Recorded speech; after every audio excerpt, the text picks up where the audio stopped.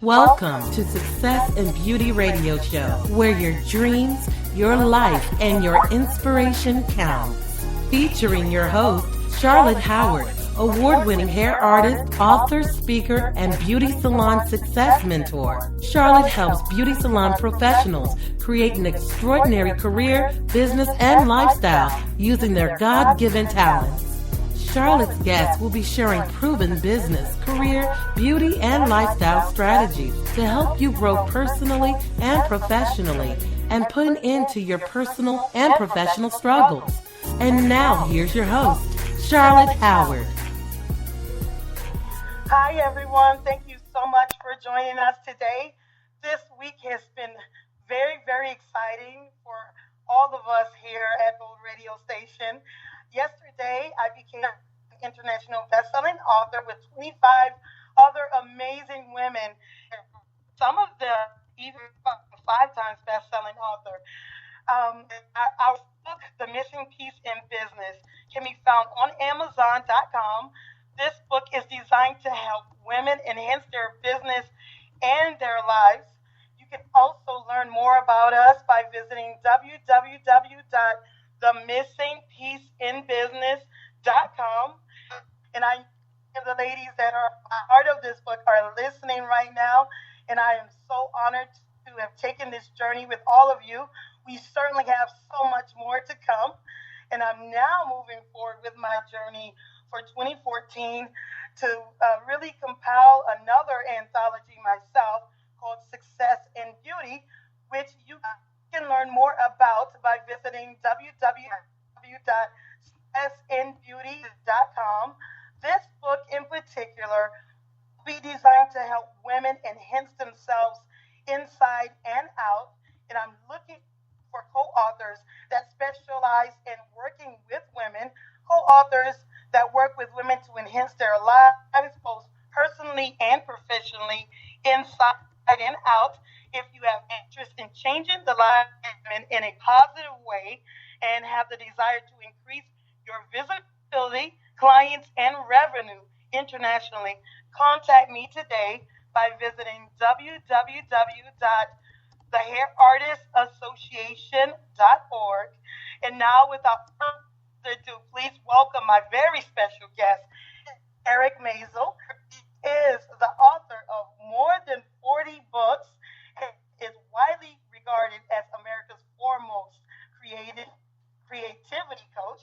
His books for creative and performing arts include Secrets of Creativity Coach, Coaching the Artist Within, Mastering Creative Anxiety, Fearless Creating, and the Van Gogh. He leads workshops nationally and internationally and maintains a creativity coaching practice in the San Francisco Bay Area. So everyone, without further ado, please welcome Eric Maisel to the show. Eric, are you there? I am, Charlotte. Great to be with you. Congratulations on your status as a best-selling author. Thank you very much, Eric. Eric, you have already written so many books, over 40 to be exact, and I'm just amazed because you are the first author that I've met that has already created over 40 books. So I want to congratulate you on that as well. And really just kind of ask, how long have you been writing? I've been writing a long time now, more than 40 years. I started out as a fiction writer. Started out writing my first novel when I was 24. And then after doing a few novels, I got a ghostwriting gig. I knew somebody who started giving me books to write, and I could write you a book on anything in a month.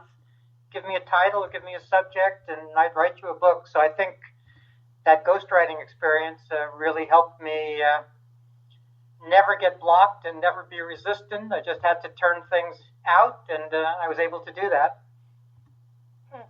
So do you currently write now? Say it again, Charlotte. I'm afraid you're breaking up a little bit. Okay. Do you currently ghostwrite for people still right now? No, I don't. I stopped that in my late 20s I became a little bothered by the sorts of things I was being asked to write. They didn't seem sort of worthy to me, so I retooled at that point and became a therapist. I'm a California licensed therapist, and I started working with creative performing artists in my early 30s. I was, of course, interested in our issues. I had, lived the life, and I knew what our challenges were. So I became a therapist, and then at some point I wasn't really believing the therapy model so much. I didn't think I was dealing with mental disorders. I thought I was just dealing with folks who were having problems. So I segued to coaching. After the therapy, I segued to coaching, and I've been doing the creativity coaching for maybe 30 years now. Okay, so you're no longer the therapy, or you're doing just with creative coaching, is it correct? Right. I maintain the license, but I only work as a coach now. And I talk to a lot of clients. Like most coaches nowadays, I don't have an office. I work on the phone or via Skype, and my clients are all over the world. And I train creativity coaches, and I do workshops in the places I want to go, like London and Paris and Prague and New York and San Francisco. So I keep myself good and busy.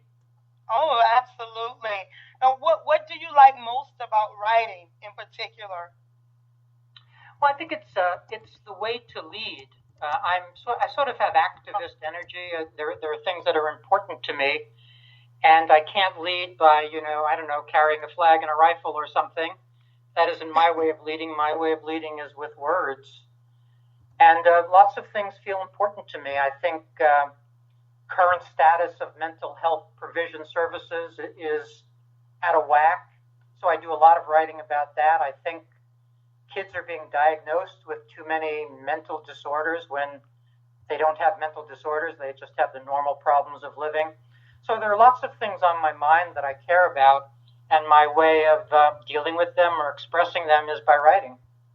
Absolutely. I can definitely relate to that. I love the fact that I can put my thoughts on paper.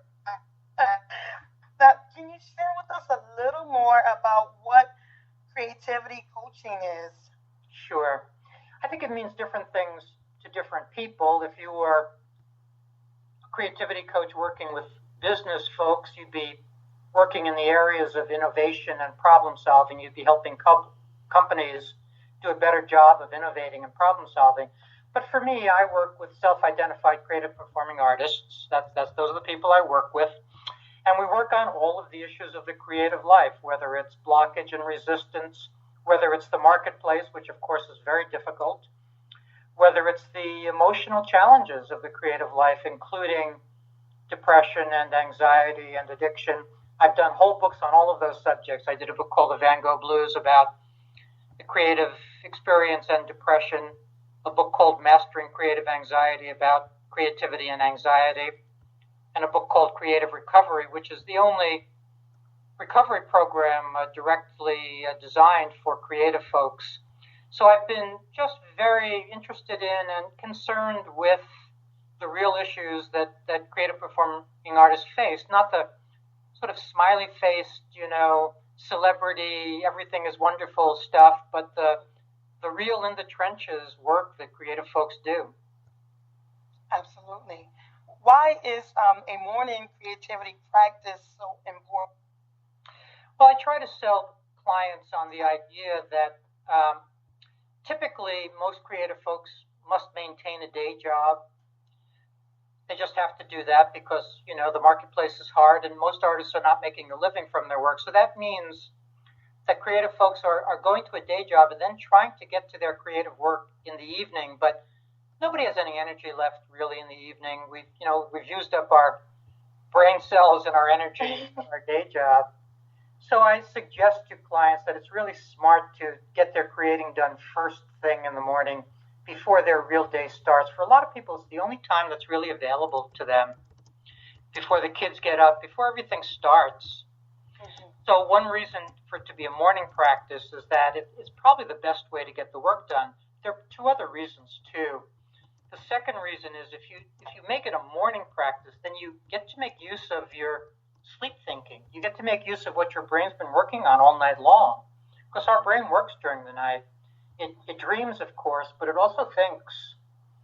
And that thinking just goes away as soon as we turn to the new day. But if you turn to your creating first thing, then you get to make use of whatever you've been thinking about during the night. And often we do beautiful work, beautiful thinking work during the night. We can, solve creative problems and all of that while we sleep. And then the third reason that I like it to be a morning practice is an existential reason. And that is if you get some creating done first thing in the morning, then you have the experience of having made some meaning on that day already. And the rest of the day can be half meaningless and you won't get depressed. It's important to get to our meaningful work first rather than keep saying, maybe I can get to it, maybe I can get to it. Usually we never do if we keep saying maybe. Absolutely. Why do you think so many people, keep putting and keep saying maybe? Why do you think they keep putting things off and doing that? It's hard work. I think that's the main reason. Is that, as I say, we have a kind of smiley face picture of creativity as pure inspiration or what have you, but it's really pretty sloggy and sweaty work most of the time. Tchaikovsky said, every fifth day I'm inspired, but I only get that fifth day if I show up the other 4 days. Mm-hmm. I think that's true. Certainly there is a real thing called inspiration, but we don't really earn it unless we show up. And that showing up can be hard work. So I think the main reason people don't get on with their creative work is that it's harder than they realize. And so therefore it's easier to, turn on the TV or check your email one more time than to do your creative work. There are other important reasons. Another important reason is that it really is like going into the darkness, and that darkness can be scary for folks. You can't know beforehand what you're going to create. You can only know it when you get in there and do it. Sort of not unlike, being 8 years old and, being worried that there's some scary thing in your closet. You just don't want to open that closet. And so for a lot of people, they just don't want to go into that darkness and do the work in the dark. They wish it were a little lighter. They wish they could perfect the work before they do it. But that's not the reality of process. Process is that it comes with mistakes and messes and a lot of darkness. So people, they kind of half know that, and so they want to avoid all of that messiness and all of that darkness. Mm-hmm, mm-hmm. And I feel that sometimes hold people back from moving forward. You mentioned it. Do you think that fear kicks in as well? Fear or anxiety, different ways, to say the same thing. I think that there's lots of anxiety in the creative process. One of the kinds of anxiety that people never think about is there's anxiety associated with choosing. If you have to make a choice, that raises our anxiety level. Even if it's just, should I buy the good tasting cereal or the good for me cereal? You walk down a supermarket aisle and you get a little anxious just making choices there. But the creative process is one choice after another. And that's why it provokes anxiety, because it's so much choosing. And most folks don't realize that's what may be stopping them is that they have all of this choosing to do, and the experience of choosing just makes us anxious. Mm-hmm, mm-hmm. Now, if creating makes you, what can you do about it? Well, you need some anxiety management strategies that work. Most people, they may have read a book about this or that, the relaxation technique or something, or maybe they have a mindfulness practice, maybe they meditate, but most people don't really own any anxiety management strategies, and there probably are 20 or so strategies they could choose from. Things as simple as deep breathing or cognitive work where you reduce your anxiety by monitoring what you're saying to yourself, simple relaxation techniques, simple detachment techniques. So there are plenty of things to try, but most people don't try them. They don't say to themselves, wow, creating makes me anxious and therefore I better master some anxiety management technique if I want to get on with my creating. In my book, Mastering Creative Anxiety, I have a big menu of anxiety management techniques. And I think it's wonderful that there are so many things to try, because there's going to be something congenial for every person. Some people may like, body strategies more than mind strategies, breathing strategies more than thinking strategies, whatever. There are many things to try. The headline is, you've got to try something. If you don't actively work to reduce your experience of anxiety, it's easy to be completely silenced. Share some of those strategies with us. Well, let's start with the simplest, and the simplest is deep breathing. 5 seconds on the inhale, 5 seconds on the exhale. That kind of deep breathing alerts us that we're attempting to reduce our experience of anxiety. It's been known for thousands of years that a little deep breathing can make a difference. Cognitive techniques are probably the second things to do, namely notice if you're increasing your anxiety by the things you say to yourself. If you're saying something to yourself like, wow, there are so many writers out there, I have no chance. Well, as soon as you say that, you've increased your anxiety. It's not a thought that serves you. It's a true thought, but it's not a useful thought. And that's an important distinction, because we think lots of true thoughts, like there are lots of writers out there. They're true thoughts, but they don't serve us to be thinking them. So we want to get in the habit of only be thinking thoughts that serve us. The truthfulness of a thought isn't what's important, only whether or not it serves us. And then a technique to use is to marry those two ideas, the deep breathing idea and the cognitive idea, and to create little short phrases that you drop into a deep breath and use as kind of calming charms. So you can create a simple sentence like, I feel great, or I'm feeling calm. And by speaking half of that on the inhale and half of that on the exhale, you've married the advantages of deep breathing and good thinking into one simple ceremonial charm. Another technique is guided visualizations. Lots of performers create entrance rituals where they visualize themselves coming onto stage strongly and the audience being on their side. So you can create your own calming guided visualization for yourself. You can do a better job of detaching. There's a branch of psychology called disidentification, which is very much like detachment in Buddhism, where you remind yourself that you are different from and bigger than and grander than the book you're writing or the song you're composing, that you're different from it. And you don't have to get so attached to it. You don't have to rise and fall on whether it's working, because lots of things won't work. You don't want your whole identity and ego wrapped up in whether this book you're writing or this song you're composing is working. So those are just some of them. As I say, there probably are 20 or so techniques. The most important one is kind of hard to say, but if a person can get it, it can be life-changing. And that is, I believe that for some people, there's a switch you can throw internally. Of course, this is a metaphor. You can't go in there surgically and throw a switch, but there's a switch inside you can throw where you just say to yourself, I want to be a calmer person. I want to stop dramatizing. I want to stop all these dramas and all these things that kind of raise the crisis level in my mind. If you can find that switch and throw it, you can become a calmer person from 1 second to the next. So do you feel that some techniques work best for different people?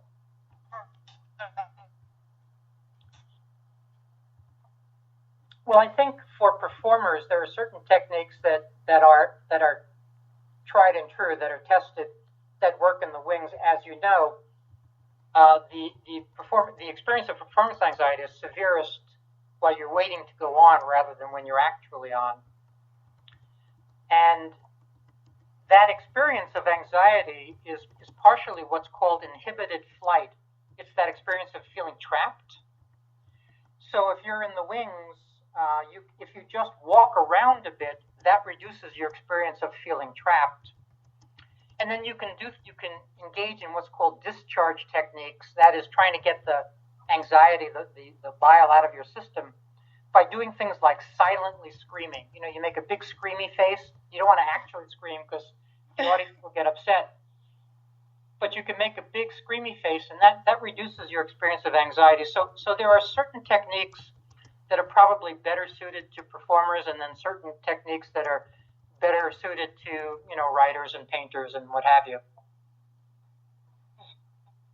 So, with your expertise, who would you say is a perfect fit for working with you in your area of expertise? Well, self-identified artists, namely, not the person who wants to be, so to speak, everyday creative and wants to say, you know, make their soups more creative or sort of everyday things more creative. That's important to that person. But I tend to work more with writers, painters, musicians, filmmakers, actors, folks who are trying for a career in the arts. And so what we deal with are all the things we've been talking about so far, anxiety issues, resistance blockage, but also all kinds of marketplace issues, including how to present yourself in the marketplace, how to be the exception, because the rule is you're not going to make it. That's the rule in the arts. Most artists will not make it. So if you want to make it, that means you're going to have to do some exceptional, you have to get lucky, of course, but you also want to do some exceptional things. So I like to work with creative performing artists who are attempting to make it. I try to help them, you know, succeed. Absolutely. And why is getting a grip on your thoughts so important? Well, we make our own misery with our thoughts. You know, the thing is, you know, so many people are saying, I'm not talented, it's too late, there's too much competition. We could make a list as long as our arm of the things that people say to themselves that harm them and don't serve them, and keep them from getting their creative work done, and keep them from stepping strongly into the marketplace.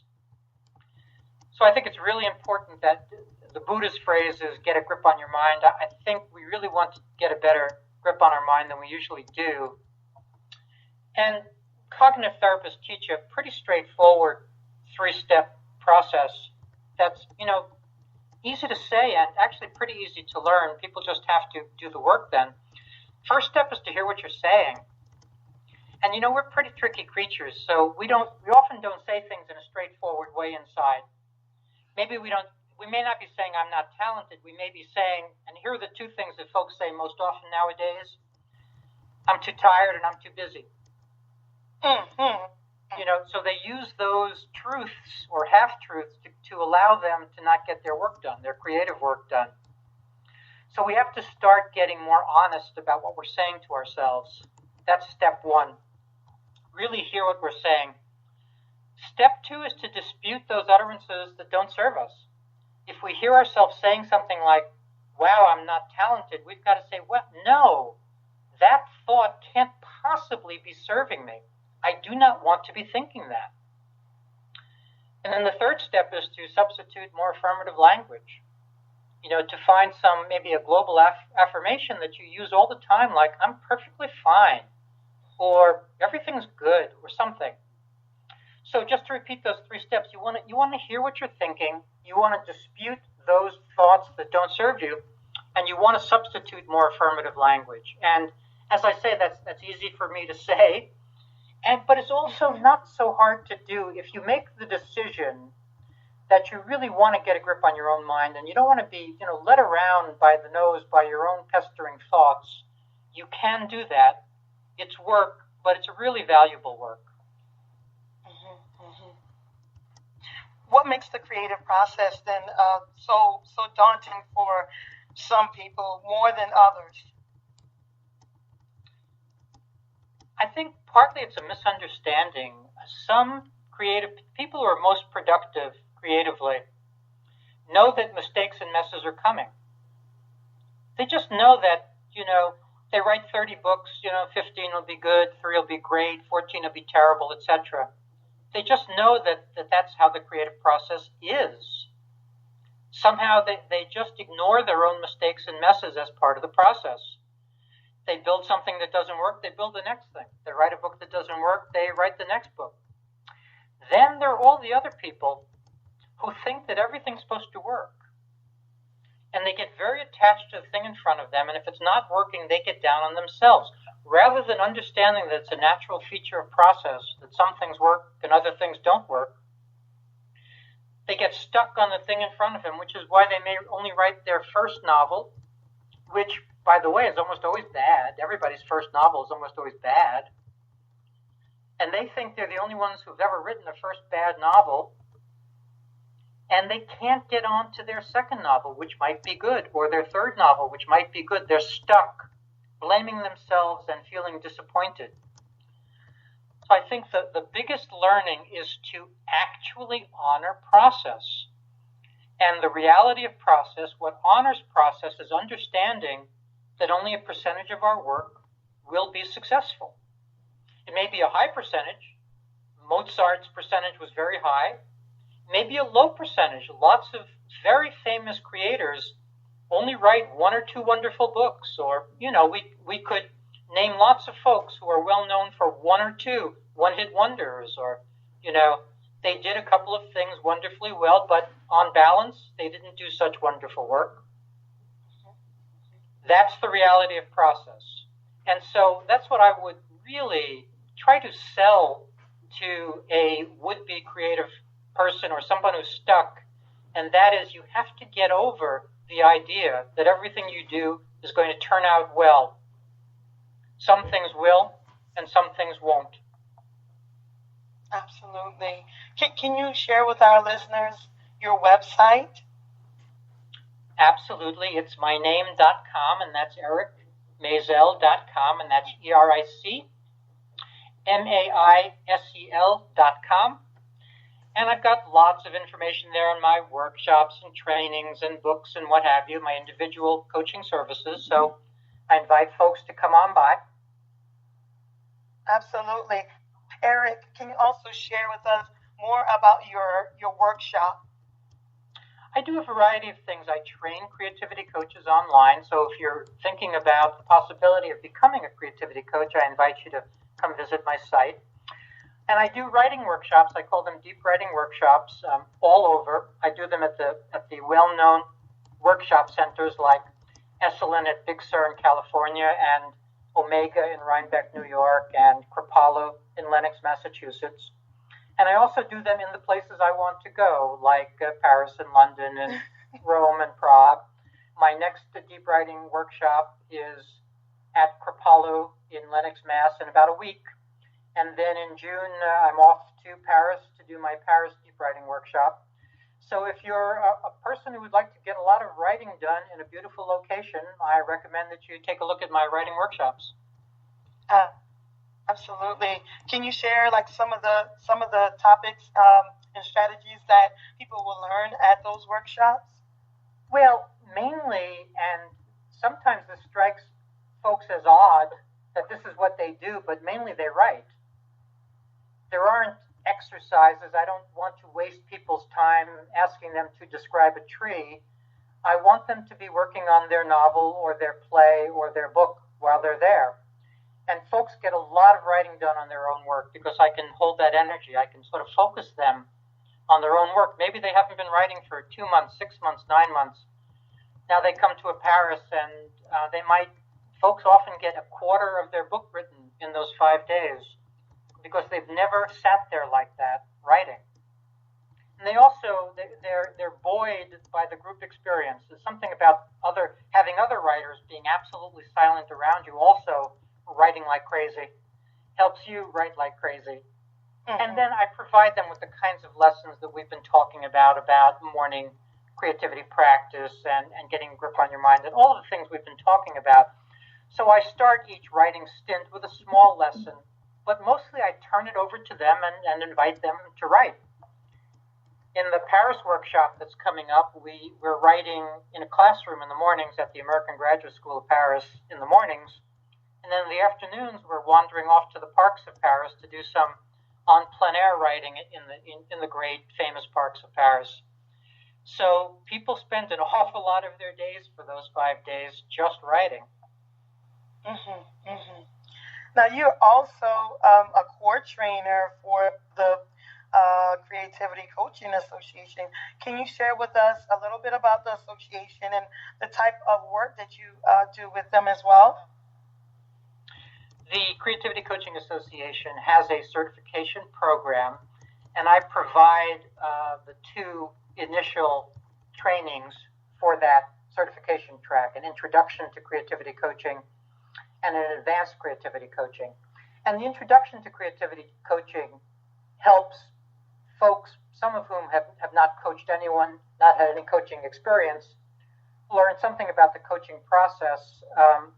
One of my tactics is to invite participants in the training to start coaching folks right away, which, strikes them as very odd.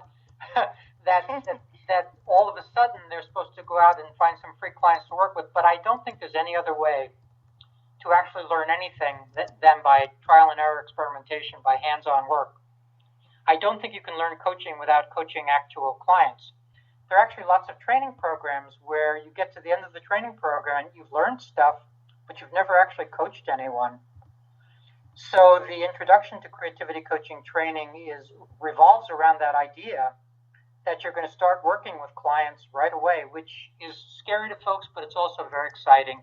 And they discover very soon that they have lots of wisdom, lots of understanding, and that they can do this work, even though they didn't know that they could do this work.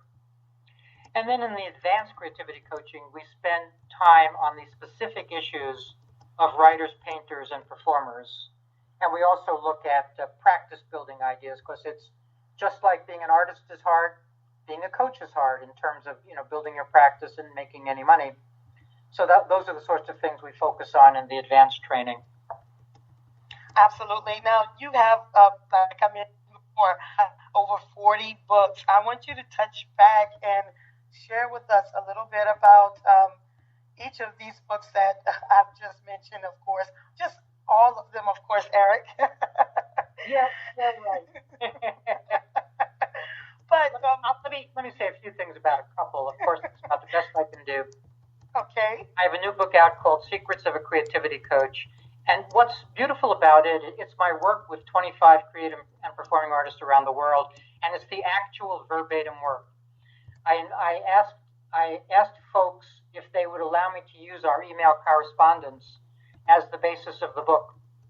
So in that book, you can see what artists are struggling with in their own words, and then what sorts of suggestions I make and how I coach them. I don't think anyone's tried that before, to actually show on the page how the coaching works. So I think that's pretty interesting, and I recommend that book. I have a novel coming out, which comes out in about a week, and it's called Settled.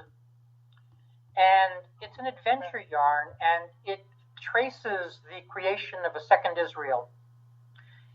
The premise of the novel is that a fellow, a Jewish sculptor, gets it into his head that Israel's not in the best location where it is now, and that maybe it should move to a safer location, and he makes it his mission to try to see if that's possible. So it's a really interesting book that does in fiction. It does fictional work around some of our major contemporary issues. Then I have a book coming out in a few months called Life Purpose Bootcamp, which does the work of the title, namely, it helps people understand how life purpose is a choice. And if you're not choosing your life purposes, you don't really have any. And it helps folks in 8 weekly lessons understand how to name and frame your life purposes and also get them incorporated into daily life. It's one thing to know what your life purposes are. It's another thing to actually be able to live them in the busyness of actual life. So those are my 3 most recent books, and that may be enough to speak about yes. at the moment. Oh, absolutely. Now, with the books that are coming up, will there be a coaching program around it, workshop around that people will be able to work more one-on-one with you? Yes, there is a Life Purpose Bootcamp class. One, in fact, just ended, and the next one begins in July. And then there's a Life Purpose Bootcamp instructor training for those folks who like the ideas of the class and want to run those classes themselves.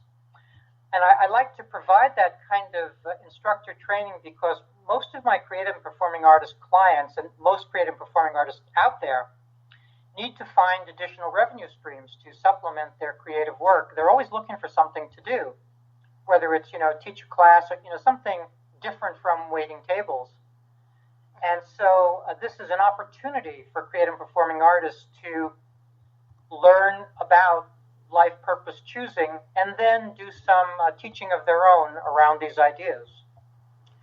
I think that's a really, really concept, and because there's so many talents, like you mentioned, they have all of the talent, and then they learn it, and then I think it's always best to, once you learn something, to go ahead and begin teaching it. And I love that you are making that available for people.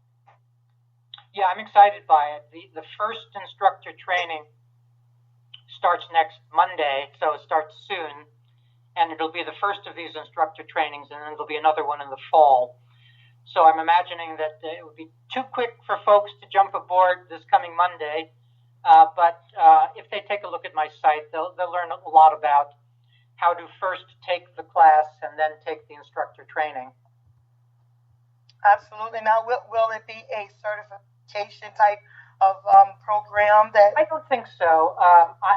One of the reasons I didn't certify creativity coaches myself was that I actually didn't want to get bogged down in the details of certification processes.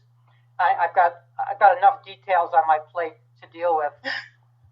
So someone else started the Creativity Coaching Association, which is wonderful. So I don't have to think about those details. And I probably won't do certification for this either, just because of the paperwork. What's the old joke? I'd like to be a writer, except I don't like the paperwork. Eric, that's so funny. There's nothing wrong with that. I understand. Well, you do have all of the events coming up. Do you have any other information you'd like to share as far as people who want to participate in the events that are coming up? I do have one thing I'd like to mention, and that is folks may or may not know what a virtual conference is. It's when many experts gather online over a period of time, a couple of days usually, or a week. And I just did the work. I just did the work of interviewing about a dozen experts for an emotional healing virtual conference that happens in April. And folks can, if they just drop me an email at ericmaisel@hotmail.com, I can tell them how to get a free ticket to that. It's 3 days in April and a lot of good experts talking about emotional healing. It's funny that you mentioned virtual, because I think, a lot of professionals are doing virtual. I love the aspect of virtual, but I also like local as well. But being able to be virtual, you can connect with people, so many people. Like I'm able to connect with you right now, even though we're not in the same. That's right. Oh, I used to love face-to-face work when I was working as a creativity coach live, face-to-face. I would meet with my clients in the back garden of a coffee house in San Francisco. It was wonderful. It was exactly the right way to meet with creative and performing artists, in a San Francisco cafe in a garden. But in a way, I just don't have time for it anymore to go travel somewhere. It's just more, unfortunately or fortunately, it's just more efficient to work, by phone and by Skype. Mm-hmm, mm-hmm. And plus, by you traveling to all of these different locations and the places that you love to go at, they can meet you there live. That's exactly right. And as I say, Kripalu on the East Coast is coming up, but in May, Esalen, I'll be doing some workshops at Esalen, at Big Sur, and all of these places, it's hard to beat their natural beauty, whether it's Esalen or Omega or Kripalu. Last year I went to Hollyhock, which is on an island in Canada. These are just gorgeous places. So if folks want to come do some work but also be in a beautiful place, this is the way to go. Mm-hmm. So do you go at different places each year, or do you go to the same place each year? I have sort of a circuit. Well, for the big workshop centers, I pretty much have a circuit. But for the European workshops, I choose a new place each year where I want to be. Last year I was in Rome. The year before I was in Prague. This year I'm in Paris. Next year I'm pretty sure it'll be London. So I make those choices, and then I find the venues, and I set that all up myself, which I enjoy doing. Wow, that is amazing to be able to go all over like that as well. Yeah, I really enjoy it, and we have a full group. We're actually full up for Paris, and probably London will be the next opportunity for folks to do a European deep writing workshop with me. Absolutely. And do you guys get together after the workshop and have dinner together or anything like that? We usually have one group dinner, and we do a few happy hours. we need a happy hour or two after we've done all of that writing, so we do a little bit of that. Usually we have one group dinner, but also folks, they also want to see Paris or Rome or Prague on their own. So I don't want to keep them wrapped up in the group, every minute of the day. Oh, absolutely. That's wonderful. Now, do you want to share any last tips, with everyone before you leave us? Well, I would just repeat the morning creativity practice, because there are lots of folks listening to us who've always wanted to create or want to resume creating, and it's the most important practical step to just decide that for 20 minutes or 30 minutes before your normal day begins, you're going to show up and get started again. As I say, it's really hard to cram that time any other place into the day. So if you're looking to get started on your creative life, that's just the most straightforward practical tip I have for you. Make it a morning creativity time before your real day begins. Absolutely. I think that's great. And, me personally, I find that I'm more productive, like in the wee hours of the morning myself versus, at night. Yep. Yep. And that, because the background is, as a hair artist, so I definitely can relate. I just feel more productive at certain times, Eric. That's right, and even if we start out as night people when we're younger, I think we kind of have to make that change over time to make the most use of time and to make the most use of ourselves. Absolutely, absolutely. Well, can you share with our listeners your website again? Sure, it's ericmaisel.com, and that's EricMaisel.com, and if folks want to drop me a note, it's ericmaisel@hotmail.com, and that's EricMaisel.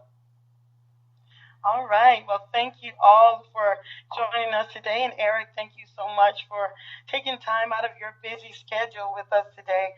I hope to have you on again in the future and enjoy all of your travels and all of the things you have going on as well. Thank you so much. And again, congratulations on the book, and good luck to you. All right. And thank you so much. Are you interested in appearing on Success and Beauty Radio Show? Do you have breaking news? Charlotte wants to hear from you. You can contact her at www.thehairartistassociation.org. We will see you next week, same day and time.